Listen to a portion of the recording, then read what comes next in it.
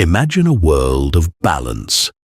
People share a give-and-take relationship without a hidden agenda, where everyone is equal, and nobody is inferior or superior to the other. How wonderful would it be, right? Unfortunately, the reality is not as wonderful as we've imagined. Some people want all for themselves, severing the supposed give and take the relationship by taking and taking all without giving anything back. It may be for wealth, fame, or any objective. You can name it. Some people just want the spotlight pointed solely at them, and like a predator who devours both the hunter and his hunt, these people hoard the rewards while keeping their hands clean, making others do all the dirty work. These predators are known as narcissists, who have traits like extreme self-centeredness and an exaggerated sense of self-importance. These people don't care about the means, as long as the end is for their own benefit. Here are 10 ways narcissists manipulate their prey. Let's find out how they do it. Number 1. The top-down approach. It is given that narcissists are known for their sense of entitlement.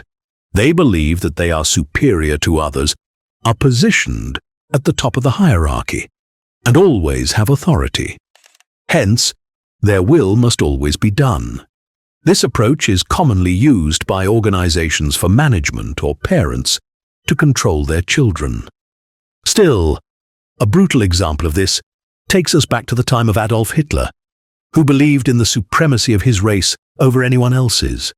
His inferiors unquestioned his decisions, for he thought he knew best and must be obeyed.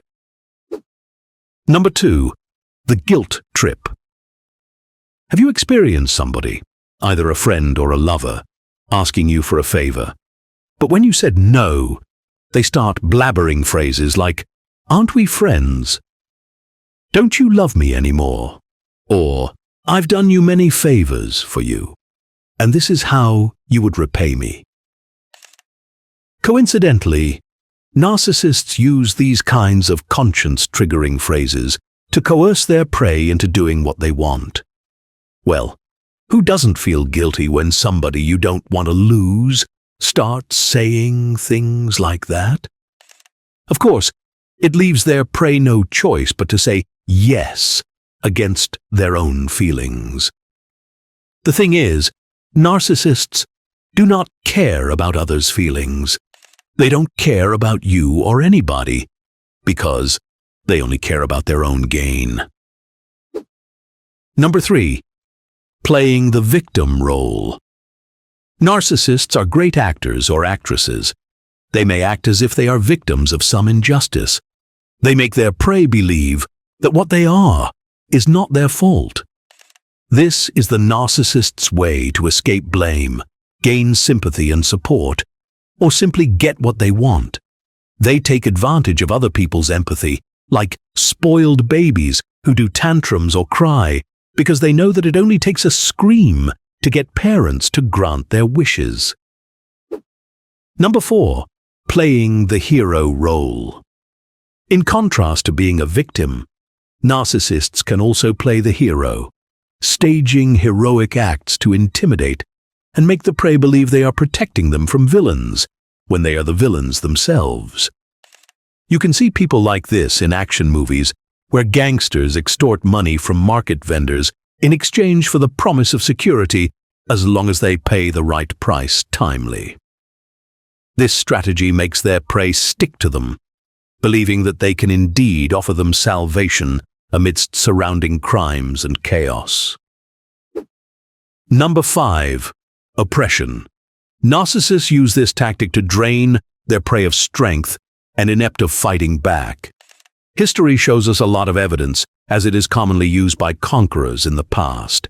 Adolf Hitler used this among Jews, and Spaniards used the same among Filipinos. Predators know that prey most likely become submissive when oppressed. It doesn't have to be a physical form. It could also be mental or emotional. Well, who doesn't? Unless you're somebody who possesses some superpower, perhaps you'll be able to turn tables or at least save yourself. Otherwise, it would be much safer to give in. Number 6. Blackmail or threat. When you're forced to choose between your own well-being, even worse, your life, versus giving in to the manipulator, you're left with no choice but to give in. Narcissists are so good at finding out their prey's secrets and weak spots. They utilize the weaknesses of their target to get what they want. It could go something like, "Do this, or else I'll do something you wouldn't like." They will make you believe that the only way to save your face is to yield to their wishes. Thank you for reaching this part of the video. Subscribing to this channel is highly recommended and will significantly inspire us to make more excellent videos for you. Number 7. Brainwashing. Oxford Dictionary defined brainwashing as the process of pressuring someone into adopting radically different beliefs by using systematic and often forcible means. Narcissists use this technique by planting a notion within the prey's mind, forcing that their prey's belief is wrong and must be realigned to coincide with the predator's belief. Predators introduce an ideal objective, making their prey think it is for their good and promising them rewards often exaggerated. For example, promising the child an ideal display of affection and lavish gifts.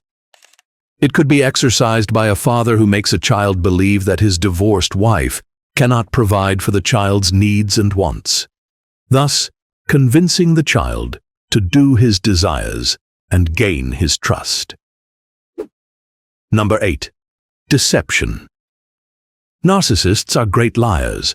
To them, lying is like breathing. Their lies seem identical to the truth, often backing their lies up with related facts or statistics, making it even more realistic. Hence, convincing their prey to do what they want them to do. For instance, a salesman may indicate that his products are sugar-free, purely organic, or earth-friendly, thus attracting buyers and increasing his sales. This technique implies that he cares for his customers when all he cares about is increasing his profits. Number 9. Real criticisms and sugar-coated praises. Narcissists know when and how to use praises and criticisms so well. Their praises are most, if not all of the time, sugar-coated, but objections are always harshly real. Their real complaints often go together with their sugar-coated praises, so that their praise would focus on their sweet recognition, undermining their direct insults. They use this tactic for people who constantly yearn for validation. It may go something like a beauty product seller telling a prospective buyer who is insecure about their appearance, "You're ugly, but you can be presentable, especially if you buy our products." Number 10. Inspiring fear, then relief. In this technique, narcissists inflict possibilities that often cause anxieties to their prey, then later indicate that they can offer relief. For example, a person may show you that they are cruel, but at the same time tell you that they could be good, most especially if you do what they wish. Many psychologists believe that each of us possesses narcissistic traits at some extent, which are helpful in this competitive world. But remember that anything in excess always means harm.